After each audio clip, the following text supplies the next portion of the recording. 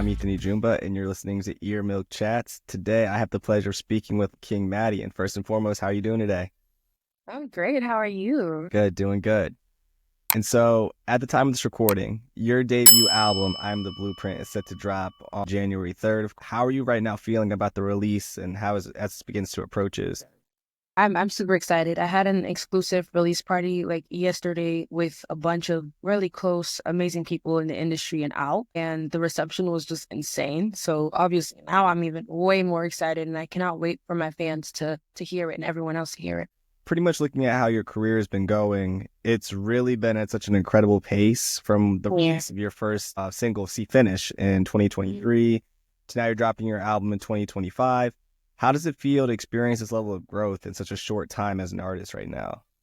It's huge. Like checking my numbers every day, and I'm just like super blessed because I was on an interview and the promoter was like, "Oh, you have 500 million streams all around," and I was just like, "That's an insane number to even have anything of." So I'm very grateful, and it's insane. Now I can't wait for the album, and I can't wait to just see what people feel about it. And then seeing that surreal change from going from a local girl and then seeing how it all just transitioned to being now a more global superstar because you're touching areas in different continents, countries, just everything of this, that, and the third. How does it really feel when you're looking at these statistics, these numbers, and just not even just that, but you see the comments and the support and the overall just consideration of your career from fans and listeners as well too? It's insane. People from countries I've never even visited or I never dreamed of visiting, being fans of my music actually is such a surreal feeling because it's like I don't even understand how music could be so like such a global language that it doesn't have any barriers. I'm not making music for just my community or where I grew up. It's something that the whole world is paying attention to. So now it's like it's serious and emotionally it has its effect on me from time to time because I'm like, this is incredible. Like the fact that a whole country, Uganda, like my song is number one. It's like they listen to me. They've never even met me. They don't know me, but the music is speaking for itself. So it's powerful. It's a powerful feeling. And then in regards to that, Lagos has been the home of Africa's most iconic musical acts, athletes, and just celebrities from that certain area. How would you describe the certain current state of the music industry that it's in? Do you see it as competitive, supportive, cutthroat? Do you feel that it's more uplifting? Like, what is it like currently? Because growing up there and now maneuvering through the change you've been from small town to big city, how has it been exactly from seeing that change? I grew up in Benin City, which is a smaller, more family-oriented place, and then I moved to Lagos to go to school. And obviously, like it's huge, really. Lagos is such an amazing place. A lot of artists are breaking out, and they are actual Lagosians. I'm not a Lagosian, but they're actually Lagosians. And as a female or as a Nigerian, I feel like the space is competitive, but I feel like it's competitive from the fan area. But from the actual music, it's very coordinated and very like together because a lot of people just show support on an intimate level. They're like, I'm rooting for you. A lot of us women in the industry, we talk to each other. There's love, but obviously fans will subconsciously want to, have their favorite, and that's what creates competition. But I feel like within, it's more like a community. We're just pushing the nation. We're pushing the country international. And then in these recent years, you've seen female artists from Africa like Tyla, Ida Star, Thames. They've gained that global recognition. So without drawing these direct comparisons, how do you feel your music contributes to that growing movement to see the women of just Africa just expand? Yeah, it's huge, like you mentioned Thames and Tyler, and I think they started like before me, obviously. And whenever I see them like get certain acknowledgements, it just means that it's possible. So that's what it gives me. So when I see them get like certain awards and acknowledgements from people outside, I'm like, oh, they're trying to prove to us that this is possible. This is literally, we can do it.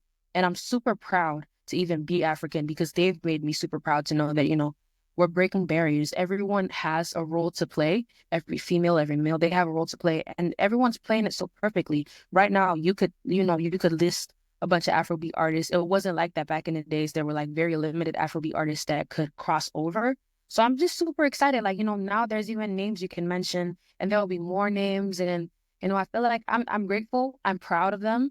I'm proud to be in a set where I get to also be in a movement. I haven't been doing music professionally for a long time, but in the short time that I have, I've been able to accept immense like love, and I'm very grateful. And I know that, like there's so much more to do. And I'm just excited to be a part of it, really.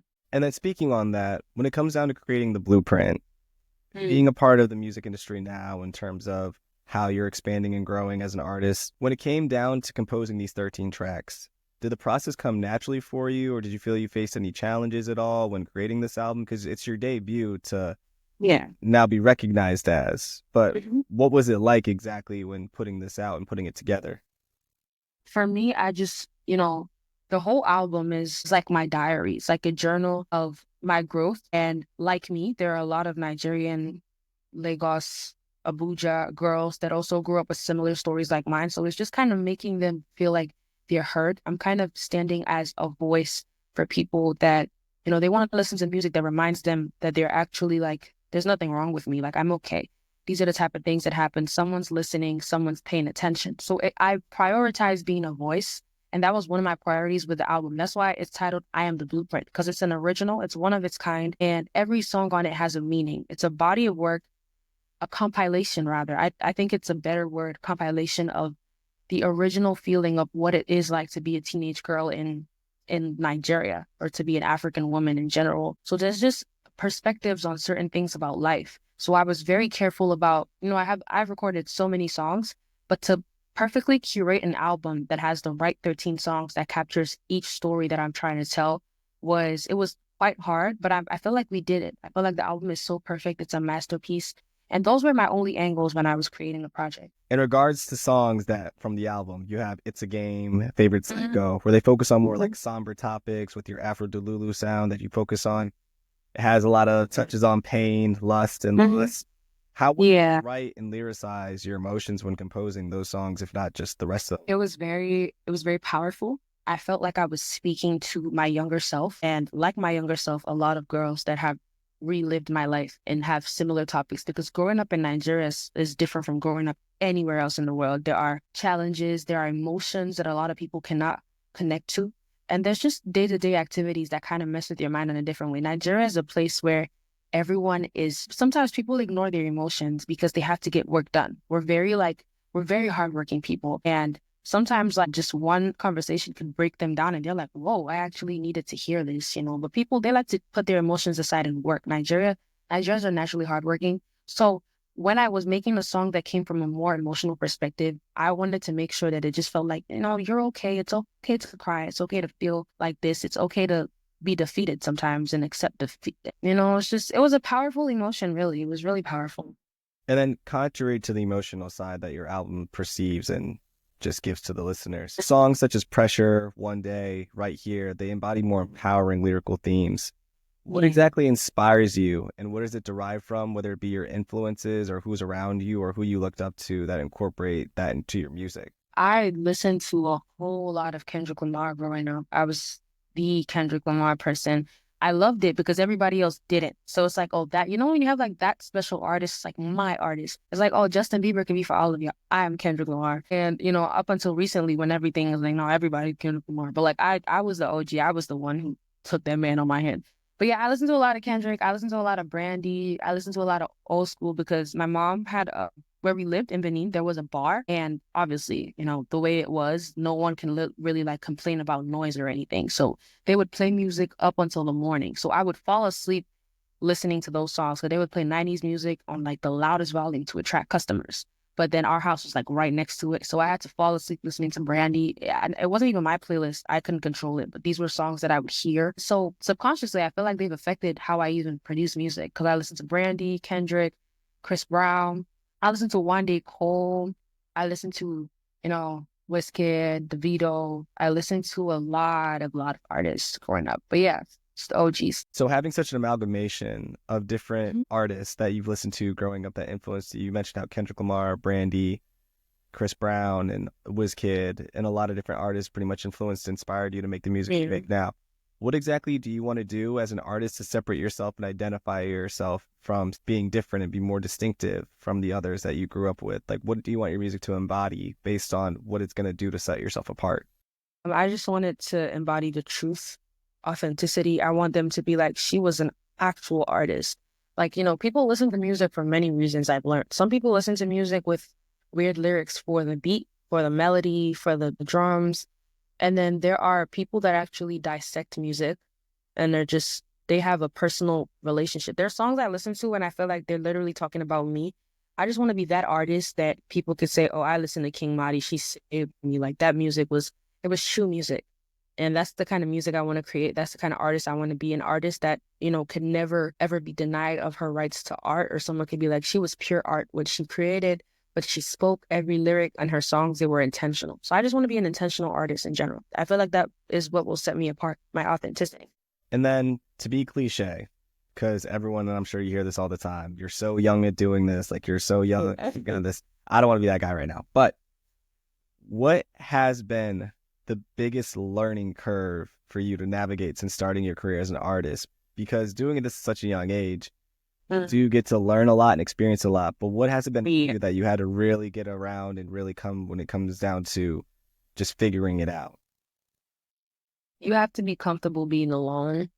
I feel like that's something that I'm still learning, and I feel like it came as a shock because I was really friendly in high school. Like I had a lot of friends, and because I felt like that was the realest form of life I've had. Because at that point, everyone was just chill. Nobody really expects anything from you. You guys are just all going to the same school.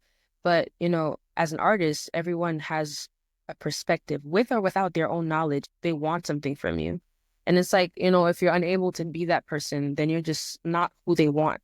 So really, like sometimes they just have a misconception when you're sad or depressed. They feel like it's weird. Like, why are you depressed? Like, you have everything, Like, people really don't relate to you on a personal level anymore. So it's okay to detach yourself from the world and be alone, because sometimes you're the only one who understands. And I feel like that's also kind of why the album is that way. It's kind of just me speaking my truth. And I feel like that's something that has definitely, been there for me. Of course, and makes the most in total sense. Having that time to yourself really does change and affect you differently, because everything's a transition. And then before we wrap up on out of here, when it comes down to what's next, because the album is going to come out, what exactly do you have planned that you can give for the listeners and audience members alike to what they can expect when it comes down to? I mean, we could definitely expect a tour, just, I don't want to say too much because then again, it removes the element of surprise. But a tour right now is all I can promise. Yeah. No, that's totally fair. Totally understand. But I'm sure it's going to be great. This album has a lot of songs that people can dance to, sing to, and overall give those to just have another connection and deeper ties to exactly what you're saying in your lyrics. And I think it's an amazing piece of work that you've got going on that people are going to hear. Yeah, thank you so much. Really appreciate it. Likewise. But other than that, thank you for coming on. Just want to say appreciate your time. Really appreciate you being here, giving your answers to everything asked. And it was a great time speaking with you. Yeah, same. Thank you so much for this. Really.